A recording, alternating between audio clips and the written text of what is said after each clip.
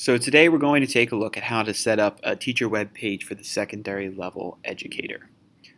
So just something to keep in mind that the old website is going to be going down on June 28th, and this website will become live. So if you can finish this by Friday, June 28th, that would be ideal. So what we're going to do is we're going to scroll down all the way to the bottom of the page. I'm going to look for this door with the arrow on it. This is the login logo, and you can kind of see it says login. If you do mouse over it, that's what you're looking for. Once you go to this and click on it, you will see that you'll have the opportunity to sign in with SchoolPoint. So once again, you're going to click on that. You're going to type in your username, and that is first name, first initial, last name, and then you're going to type in your password. This is the same as if you were logging onto your computer. So we're going to click login. We're going to come over to our web editor. And this is very similar to what we had in the old website, which is SchoolWires. We have a left side for navigation. We have a center area that will be used for mostly for editing. Here we have some updates. And then on the right side here, we have our tools. And the one you're going to want to be aware of is File Manager. That is where you will store all of your documents, PDFs, images, whatever you decide to upload to the website in order to post. That file will appear in your File Manager. But today we're going to be on the left side here, and we're going to look at our teacher web pages. Now, on your account, you may only see CMS Admin Home and Teacher Web Pages. That is perfectly okay. Those are the two things you're going to want. So we're going to click on Teacher Web Pages, and we're going to get to this area. This area, once again, looks a little overwhelming, but if you break it down piece by piece, everything has a purpose. So the first thing we're going to take a look at over here is display name. This is what your students will see when they go to your website. So to edit it, you're going to change that. And you're going to type in your display name. Here, I could type in Mr. Mark Crossman if I want the students to see that, or you want just your first name and last name, that's your choice. We're going to click Save Changes, and as you can see, it changes the words now to Mr. Mark Crossman, which the students and parents will see when they visit. The next thing we're going to want to do is add an image. At this point, you hopefully have an image saved to your computer. If not, you can always come back to this step. But once you have an image saved to your computer, it could be an image of you, or it could be another cartoon image or something that represents your subject matter. There should be an image, but it does not have to be a photo of you specifically. I myself will upload a cartoon image of myself. So I'm going to click Update Staff Photo. Then I'm going to click on Choose File to find the image. This will open up a file manager that I was discussing earlier. As you can see, I already have a few things that have been listed. I'm going to click Add Files, and now I'm going to find that picture. And this picture is in my downloads. It's called Bitmoji Me, and it is a Bitmoji. Once I click Open, it will automatically upload the file, and it will bring me back to my Add Change Staff image.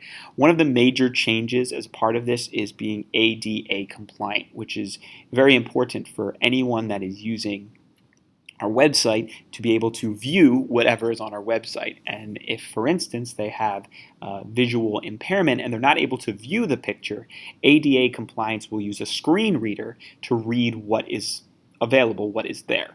So if someone weren't able to see your picture, what message would you want the screen to read to them? So I have a title. I'm going to put this up here. And I'm going to say Mr. Crossman says hello.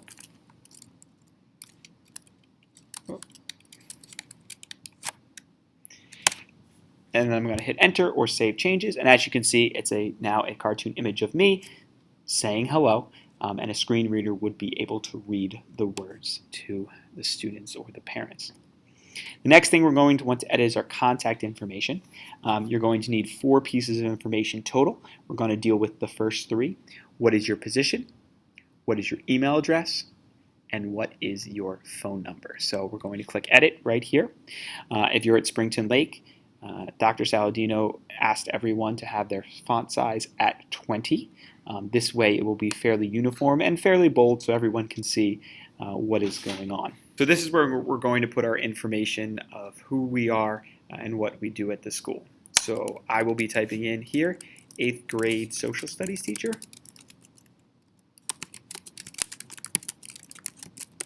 And if you are a coach or a mentor or you're involved with the club, you could also put that in this location as well. The next thing we're going to want is our contact via our email address. So I'm going to type in my email address. Now, once we've typed this in, what we can do is we can actually link it so that when a user were to click on the email, it will actually take them to their email so they can contact us directly. So what you're going to do is you're going to want to highlight the email address that you just wrote, and you're going to want to click on this link up here, and that's going to create the hyperlink option as you were to link outside to a different web page or perhaps one of your files. So after I click link, there are a few options here. The link type URL would go to a different web page, but we don't want it to go to a different web page. We want it to go to an email. Link to anchor and text would be a link further down in the page, but we're going to go to email here, and it's going to ask us what do we want our email address to be, and it's going to be the same as our text.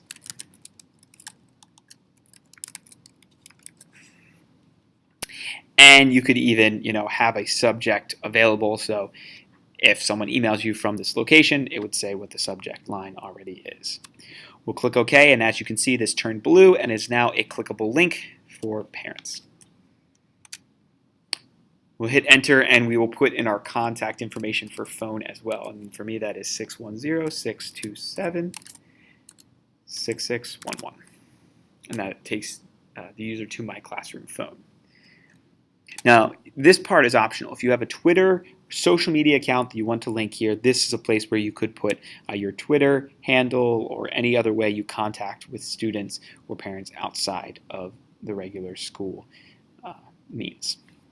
We'll click Save Changes, and as you can see, right here we have our information. Going across, we also see a calendar over here for the secondary level. To keep it easier, because we're not going to be using calendar of events, we'll be using Schoology for most of our information. We're going to disable the calendar. So just click that check mark next to disable calendar, and the calendar will no longer be there.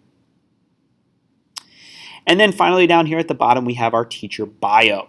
Teacher bio, this is where we will be putting in our degrees and institution which we got those degrees from. At the middle school level, Dr. Saladino requested that teachers keep the font at the default size to make it a little less bold, but still available to the users.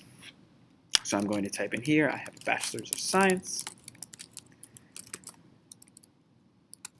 in Secondary Education.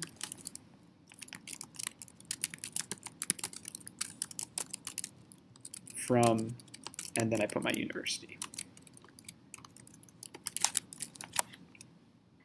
If you have any other degrees from any other institutions, masters, multiple masters, or perhaps a doctorate, you could put that in there as well. When you're done, you're going to click Save Bio. And at that point, you are pretty much done with this page. The only additional thing, and this is something that Evan put out in the directions with a video link, is to add a page, create a page for your course, and then put an iframe with a PDF syllabus in there. But right now we're going to take a look at our live website, so we scroll back up to the top and we click on View Live Site. And now we see what a website might look like. Once again, we have contact information, we have our degree and institution, and then over here I already have one of my course web pages. Hopefully that helps you going back and creating a teacher website.